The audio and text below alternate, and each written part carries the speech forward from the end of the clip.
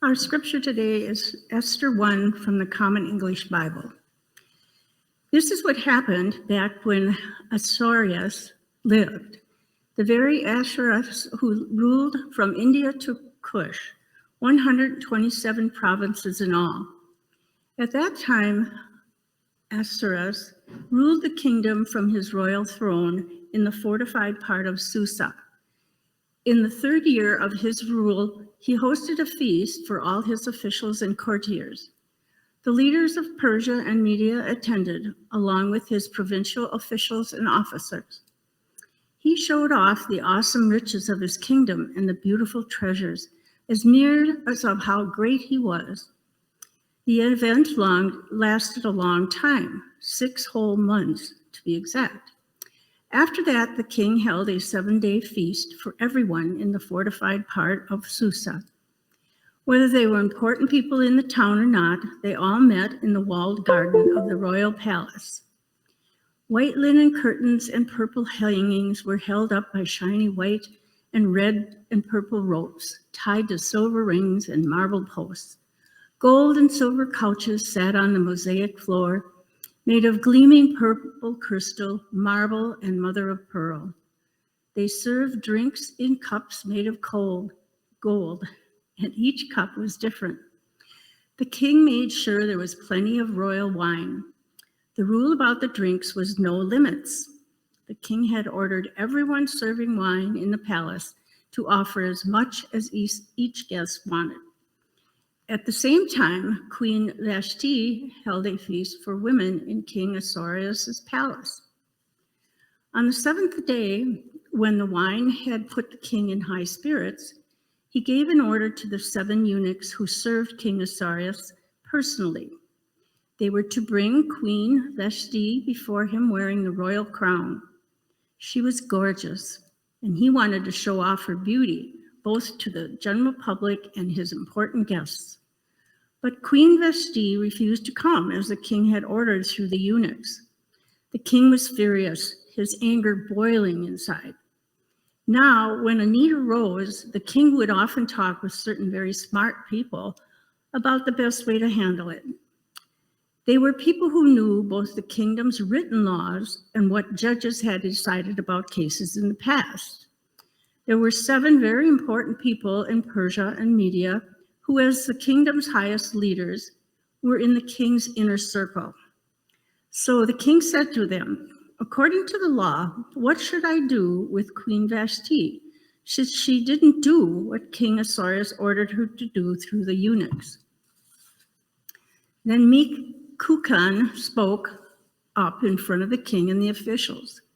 "Queen Vashti," he said, "has done something wrong, not just to the king himself. She has also done wrong to all the officials and the peoples in all the provinces of King Ahasuerus. This is the reason. News of what the queen did will reach all women, making them look down on their husbands. They will say, 'King Ahasuerus ordered servants to bring Queen Vashti before him, but she refused to come.' This very day, the important people of Persia and Media who hear about the queen will tell the royal officials the same thing. There will be no end to put-downs and arguments. Now, if the king wishes, let him send out the royal order and have it written into the laws of Persia and Media, laws no one can ever change. It should say that Vashti will never again come before King Ahasuerus. It should also say that the king will give her royal place to someone better than she. When the order becomes public through the whole empire, vast as it is, all women will treat their husbands properly. The rule should touch everyone, whether from an important family or not." The king liked the plan, as did the other men, and he did just what Kukan said. He sent written orders to all the king's provinces. Each province received it written in its own alphabet, and each people received it in its own language. It said that each husband should rule over his own house. Thus ends our reading today.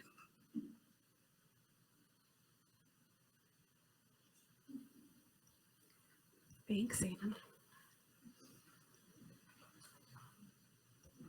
1 second. Will you join me in prayer?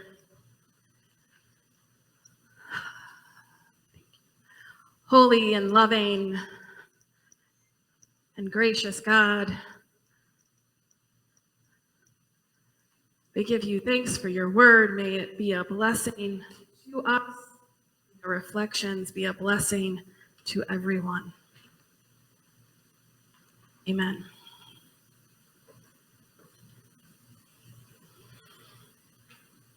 That's a big story.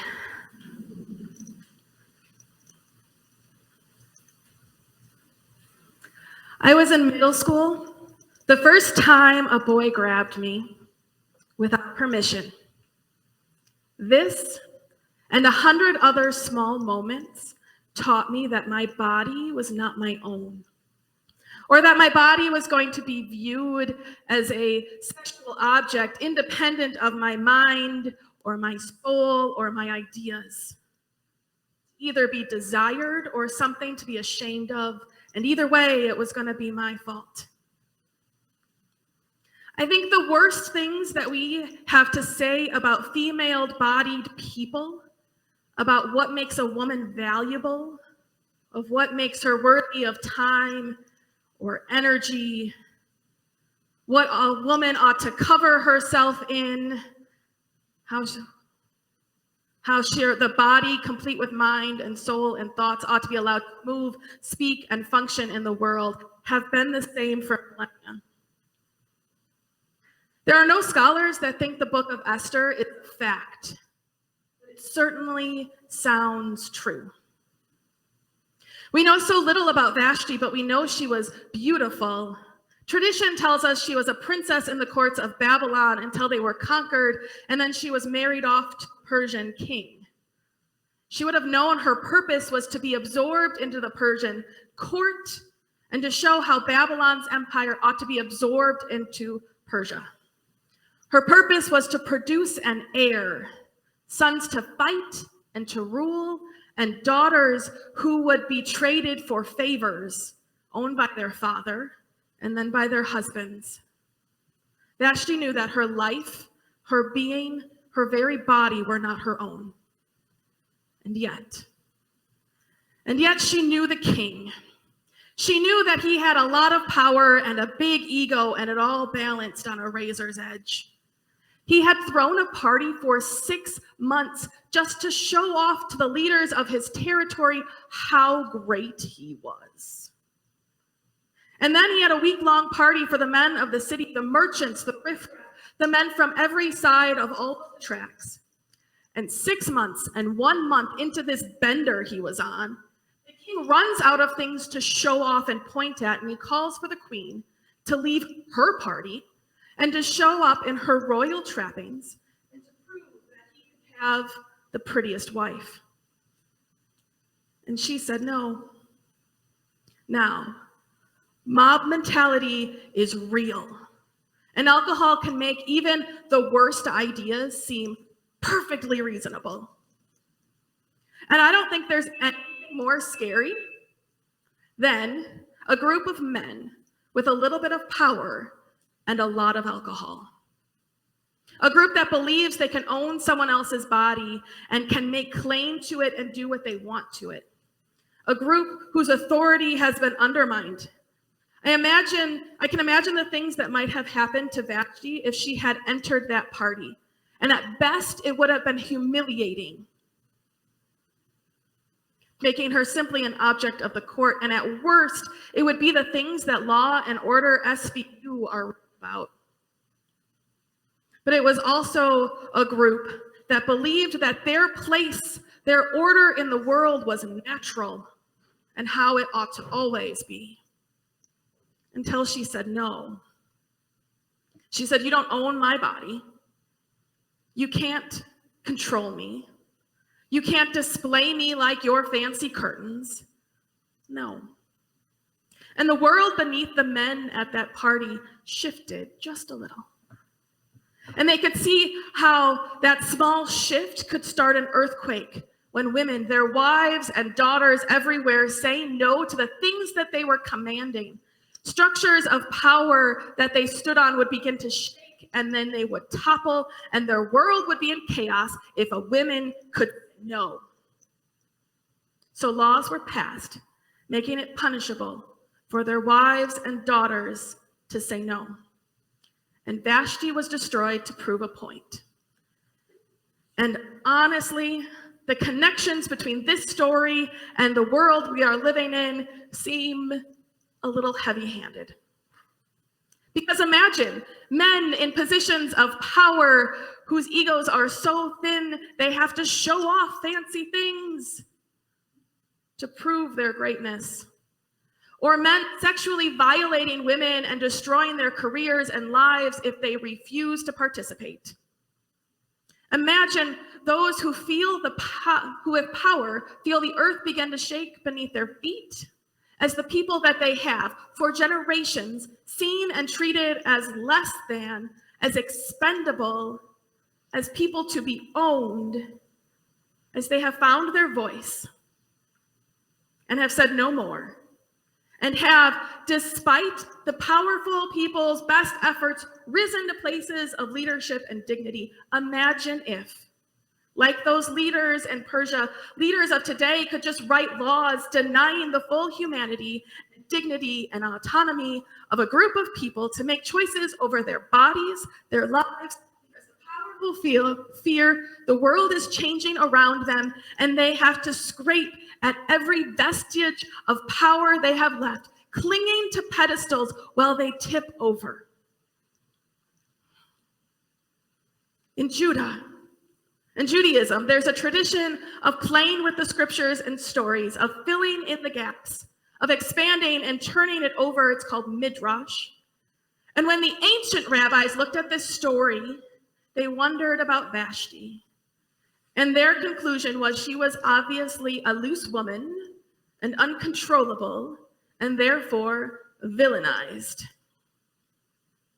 I wondered if they too read this story and thought, if our women can say no.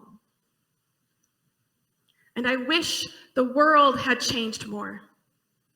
But we saw in the midst of the Me Too that the things that women were called when they named their abuse and their abusers, the allegations thrown at transgender people, the violence inflicted on people of color when they say no more, no longer, no. Well, we were in Memphis last week. We went to the Civil Rights Museum, a museum dedicated to those who, in the face of racial injustice and at the cost of their very well-being and sometimes their lives, stood up and said no. And they shifted the world, and the power structures shifted with them. And there's a monument to the suffragists, the women and men who, in the face of injustice and overwhelming oppressive forces, said, no, we will no longer allow our value to be attached to whoever we marry. And at the end of June, we remembered Stonewall, the Stonewall uprising, when queer people said, no, we are not illegal, and we will not hide. And so from civil rights to climate change, from pipelines on indigenous lands to internment camps, from disability rights to transgender rights, there have been a holy and sacred no. No, we will not be seen as less. No, we will not be pushed aside. No, we will not be used. No, we will not be owned. Now, the book of Esther is unusual in that it doesn't mention God once. But the Spirit of God is moving in the story and in our world today whenever someone finds the courage and the strength to see themselves and their neighbor as one who is made in God's image and worthy of love and kindness and justice. And they say a holy and sacred no. And there are modern midrashes that tell stories of the women at Vashti's party and how they gathered around her and wept with her and gave her courage and then told her story again and again of the queen who said no. And it can be a scary thing to stand before a force, whether it is a whole system or a single person, and say no. But church, we are called to be people of the holy no. No to injustice, no to abuse, no. We are called to stand with those who are facing injustice, to gather around them, to hold their hands, to give them courage, and to help raise their voices, to shout with them no, and to shake the world, and to shift the powers.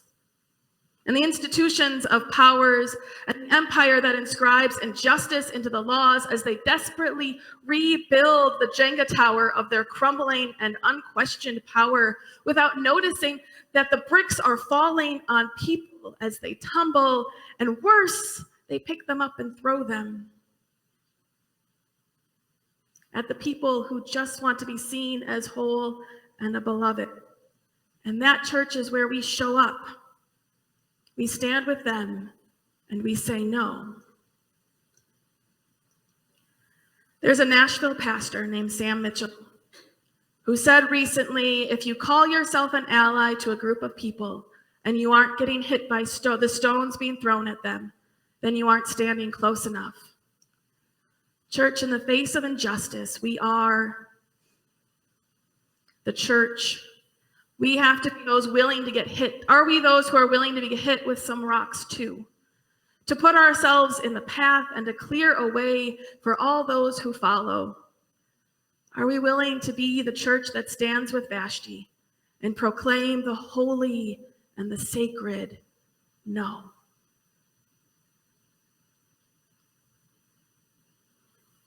As we consider that, will you stand as you are able for our hymn, Rise Up Together?